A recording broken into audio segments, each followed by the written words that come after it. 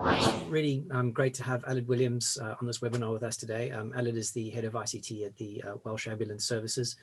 For those of you not familiar with WAST, as we say in short, they provide an essential service to over 3.3 million people across the entire geographic region of Wales. That includes delivering the critical 999 ambulance service, the 111 service, which is the NHS service, as well as the NHS Direct, both non-urgent and GP helplines, again, across the entire region of Wales or country of Wales. And also they provide, unlike some of the trusts in the UK, Welsh Ambulance is also responsible for the non-emergency patient transport. So a very broad set of services that they deliver into their community. So Aled, really great to have you here with us today. I mean, we've known each other for a few years now. And I think by starting off, I'd like to ask you a question going back to the beginning of this year, just to sort of see your view on things. You know, when we first heard about COVID and, you know, we knew that it was coming to the UK and it was probably going to hit us quite hard. And then there was this, you know, initial lockdown that started. You know, would you mind just sort of sharing a bit about what came to mind? You know, what were you thinking about when all of this started playing out? Good morning, Franz. Yes, and good morning all. Well, yes, I think as we run a number of services for the public, not just 999 but 111, we did have an early lead on the arrival of COVID towards the end of February. So we knew something was up because our telephony demand went up in 111 and NHS Direct. It always does go up in winter though. So it was very difficult to get the bottom of it, but you know, very quickly we did realise it was COVID related. It was the start of COVID on the shores of the UK.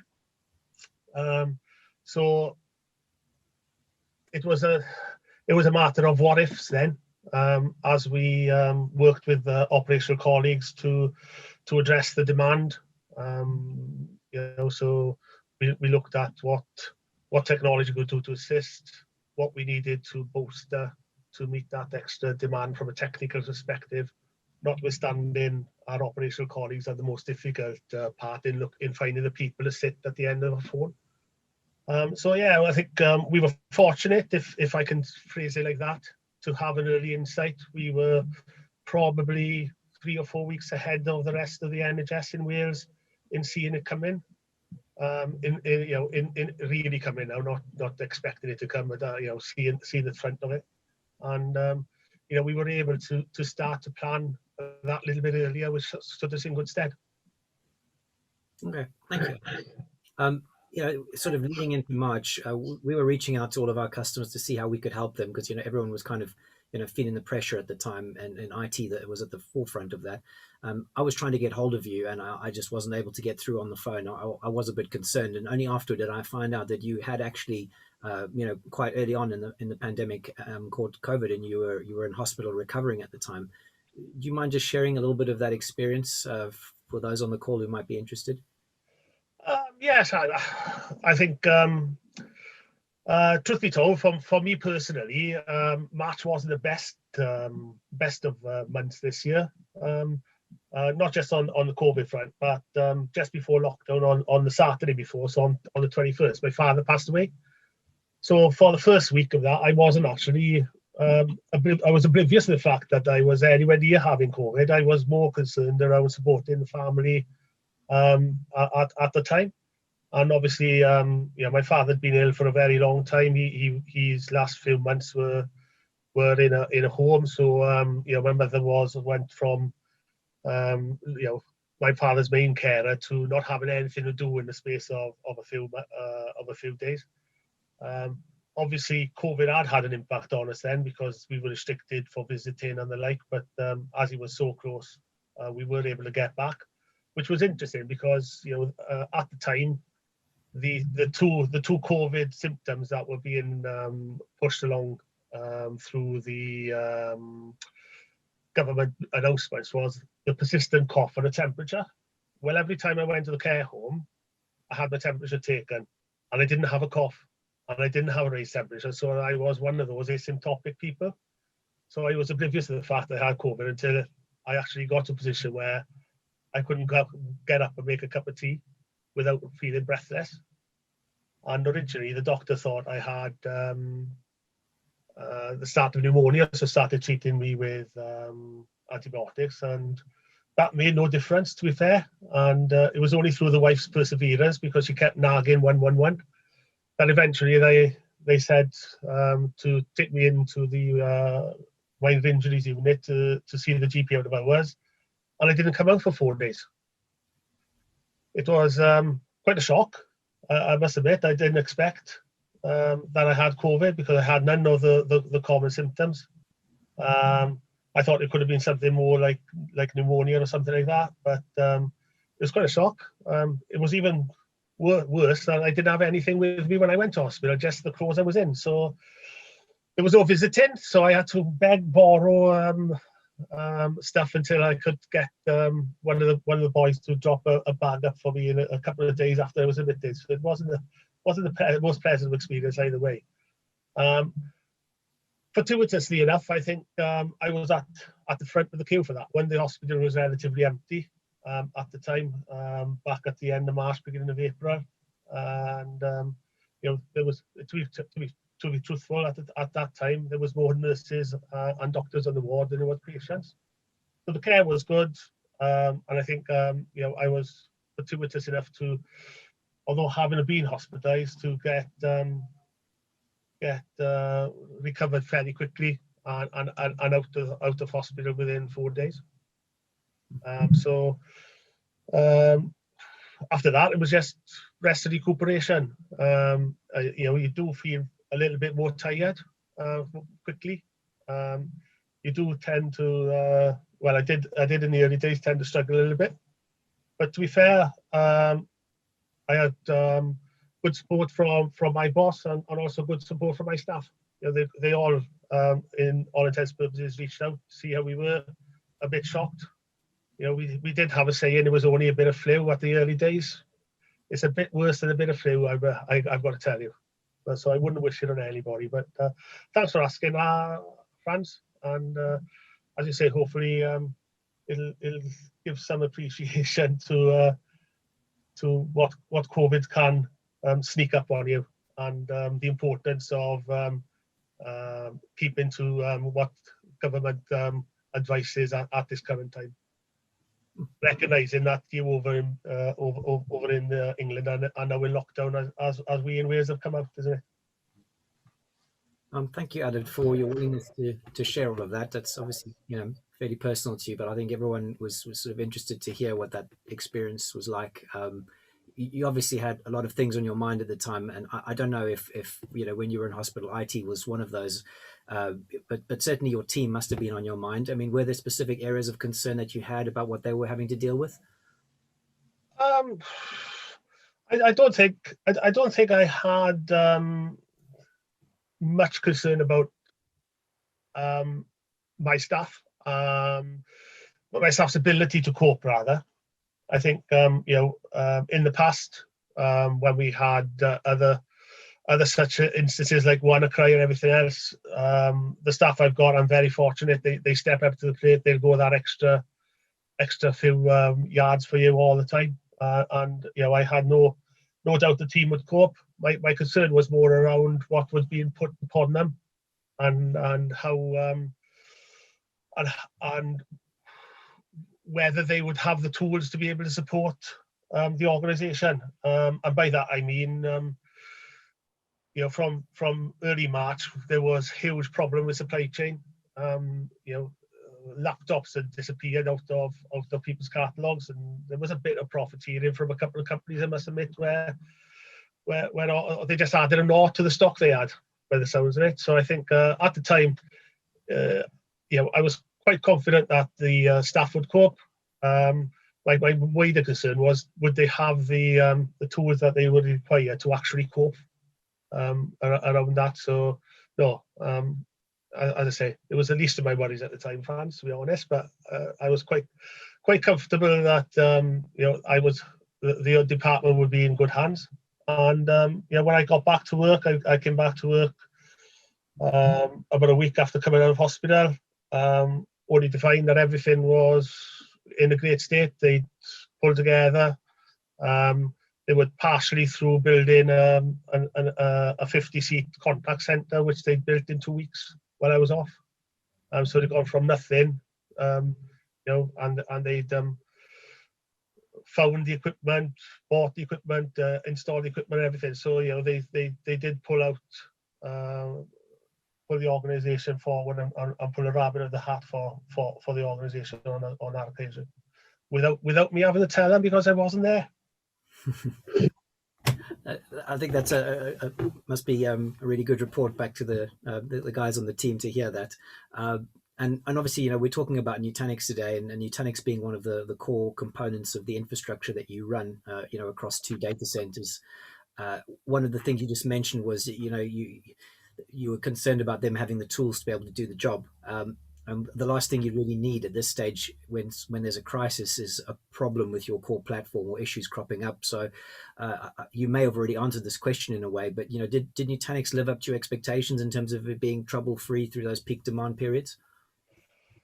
Probably not the best person to ask that question to, Franz, but I work on the principle of no news is good news. So if nobody's knocking on or tapping me on the shoulder these days in an open plan office, as opposed to knocking on the doors there, but if nobody's tapping me on the shoulder to say or chatting me on Teams to say there's an issue, then it's good news. So I think you know, just to put some history on how we ended up in the Nutanix environment. I've been with Welsh Ambulance now about 6 years. Within the, you know, when you start a new role, you've always got a 100-day plan. Within the first couple of days, it was torn up and a new plan put in place.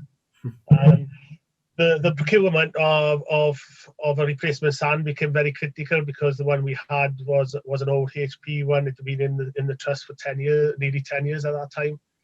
So it was showing its age. It was end of life. So we needed to do something. So it was one of the first major procurements we did after they arrived.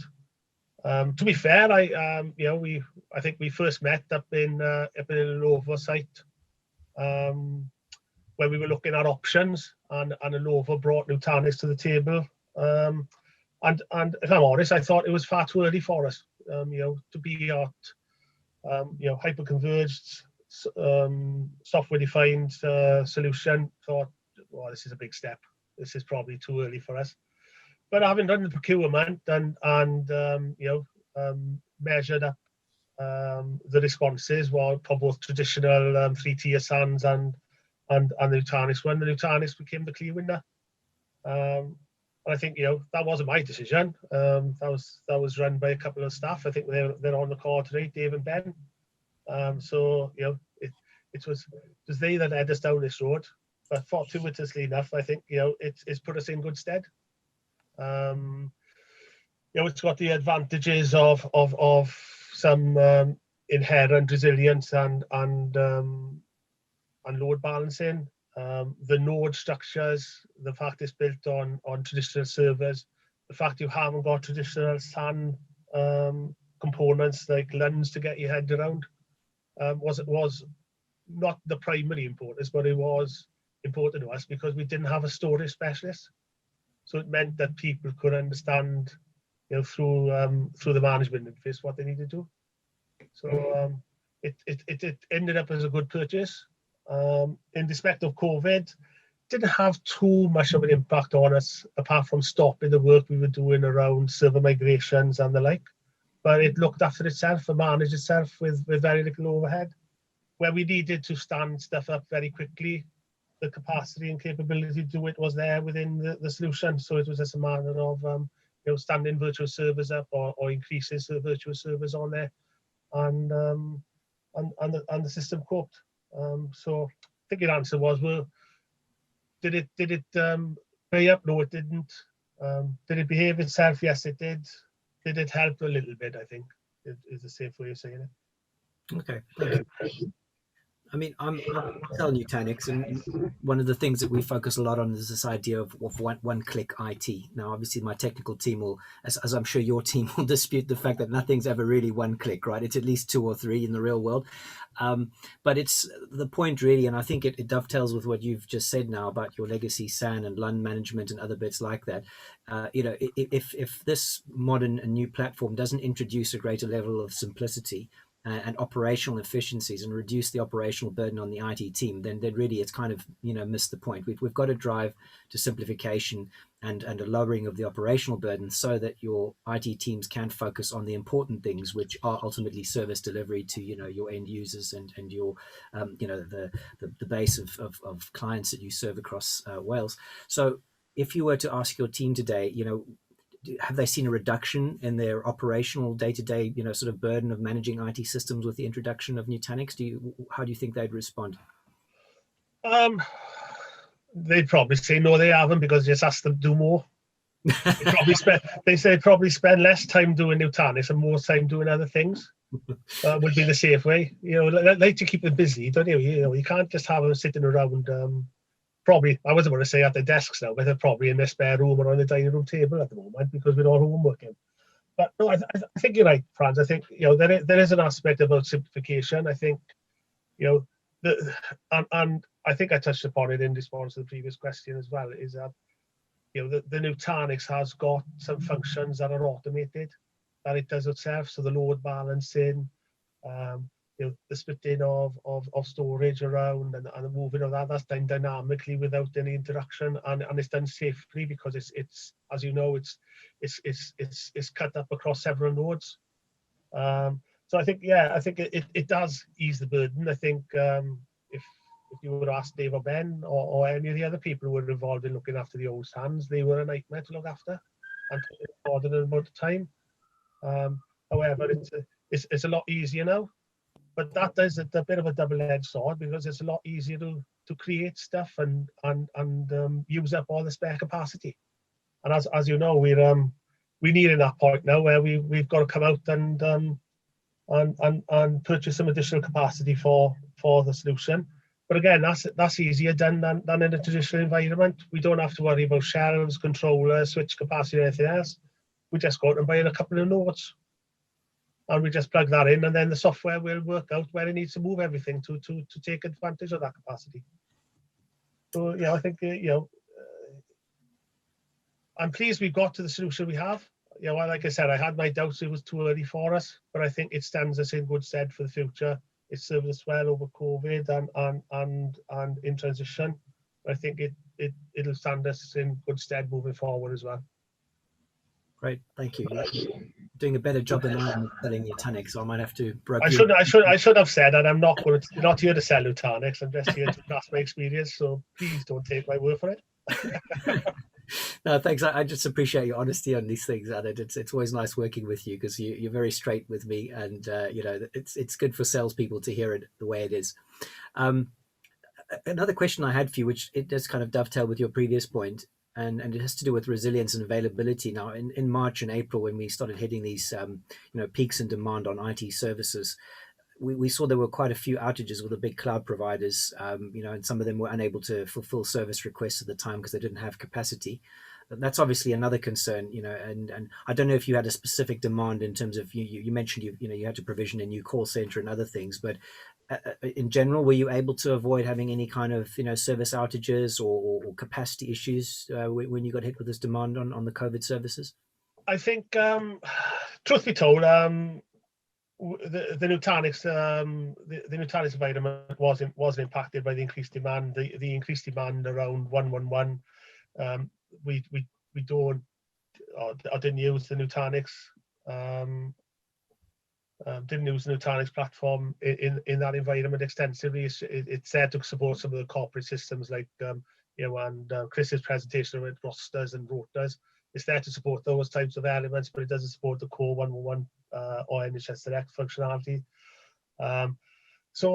No, it wasn't directly impacted, but like I said, when we purchased the solution, we purchased it with spare capacity. We've used that spare capacity. We've used a bit more of it over COVID, if truth be told.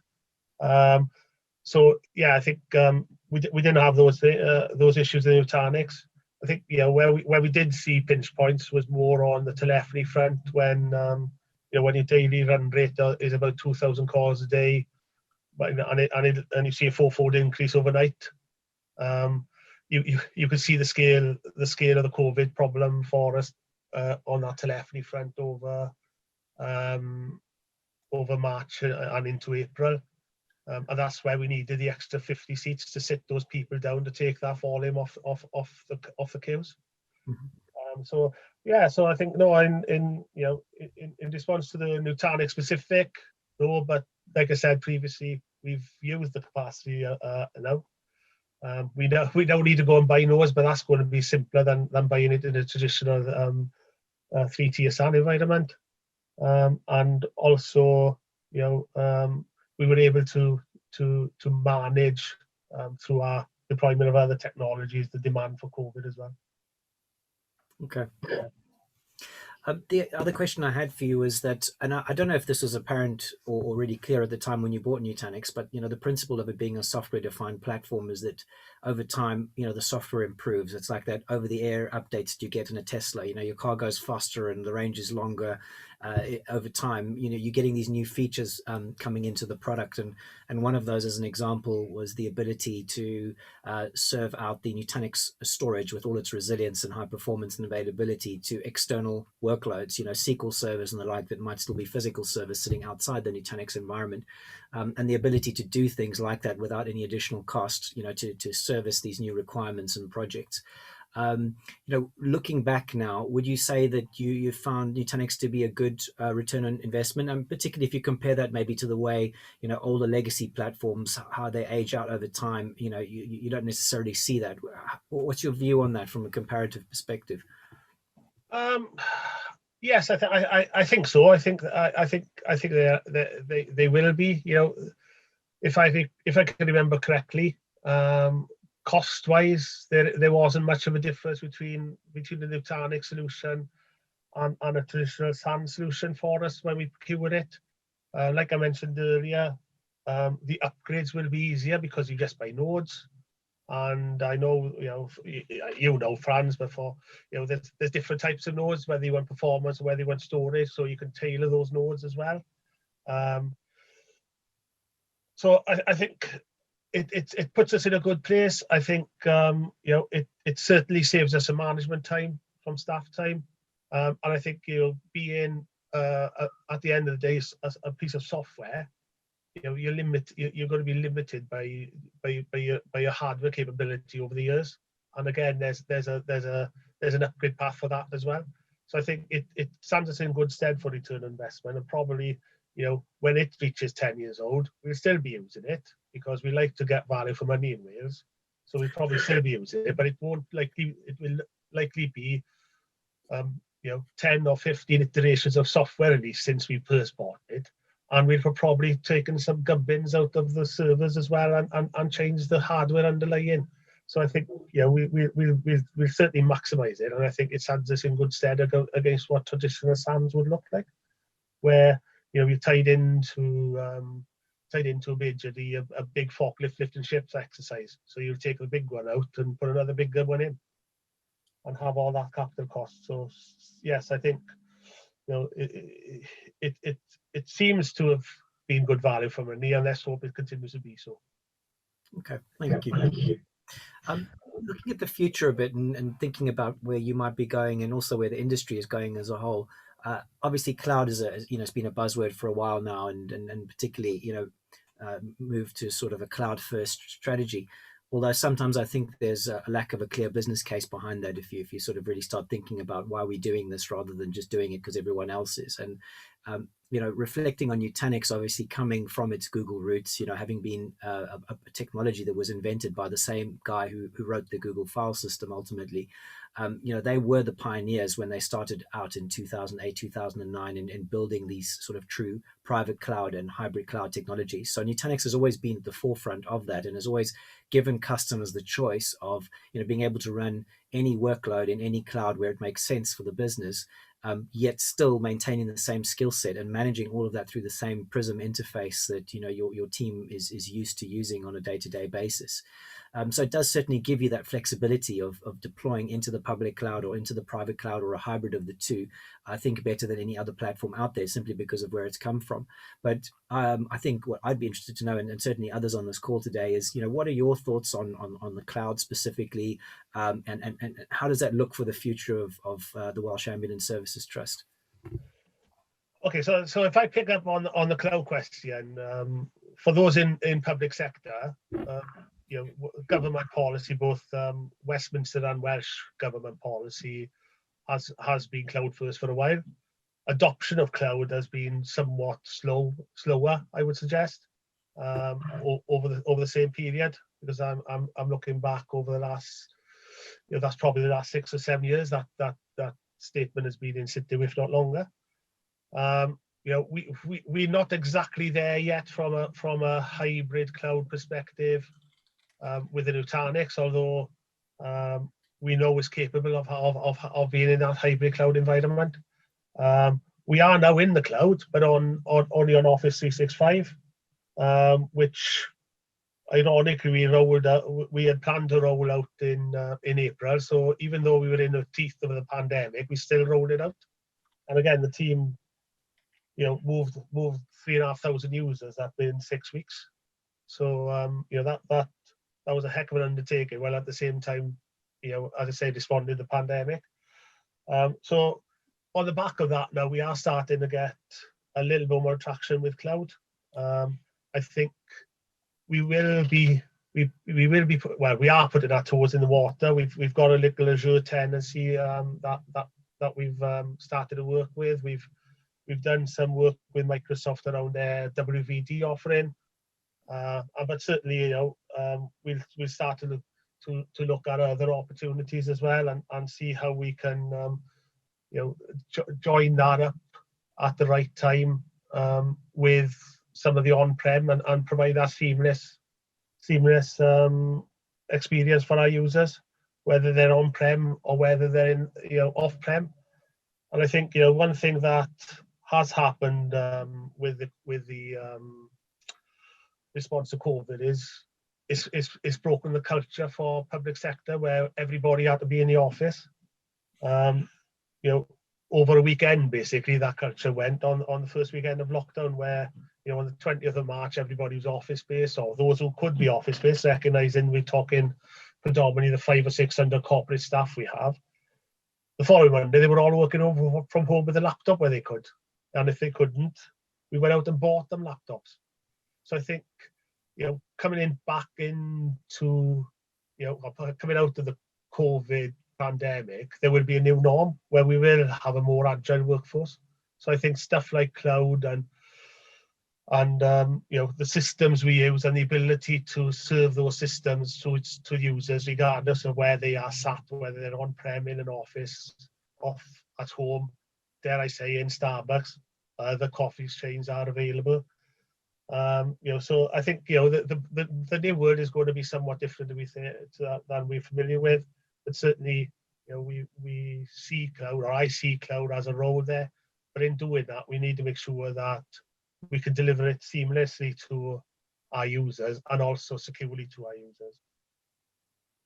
Okay, thank you. I like the practical approach and the pragmatic view on these things rather than the ideological one. It makes a lot more sense, in terms of where you're going. Thanks for sharing that. Lastly, really just in closing off, you've been working with us now for a good few years, since 2017. Obviously, we've installed the initial Nutanix solution, but we've also done a number of smaller projects along the way and supporting your team. Really two questions there. I suppose the first one is going back to the initial procurement exercise. Ultimately, what was it that made you choose ET Works as the partner? And then perhaps, having made that choice, what's your experience been and that of your team in working with us?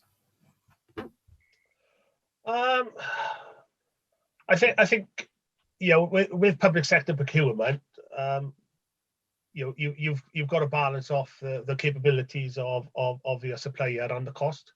So there's a natural balance there. We were fortuitously or we've fortuitous in our procurement to end up with yourself as the partner. I think you had the knowledge. We know that from our conversations with the like of Lenovo and Nutanix themselves. You were recognised by those two as one of the prime Nutanix suppliers and support organisations in the UK.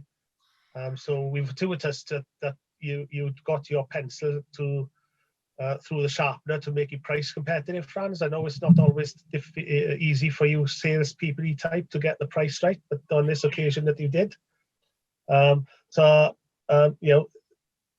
It was a combination of your capability and the price got you the award. Since then, I got to say, I hear good things from you from the team. You're responsive. Your knowledge is great. You're able to respond and answer even the most difficult of queries, and you're always willing to help, which is what we want from a supplier. I'd rather not call you a supplier. I'd rather call you a partner, and that's the type of relationship I look from my key suppliers, is that partnership, because ultimately you're our external supplier, but as the IT department, we're the internal supplier. And we need to work together with you to make sure that our customers and our patients in Wales get the level of service they want from their IT. So all good so far, but don't lessen your orals now. That's all I got to say about that. Thank you, Alan. Appreciate the vote of confidence. I'm still clearing out those leftover pencil sharpenings from 2017 from my office. I'll be busy with those for a while still, but we're really glad we could help you and hope to build on that relationship in the future. And thank you so much for your input and your time today. No problem. Thank you very much. Diolch yn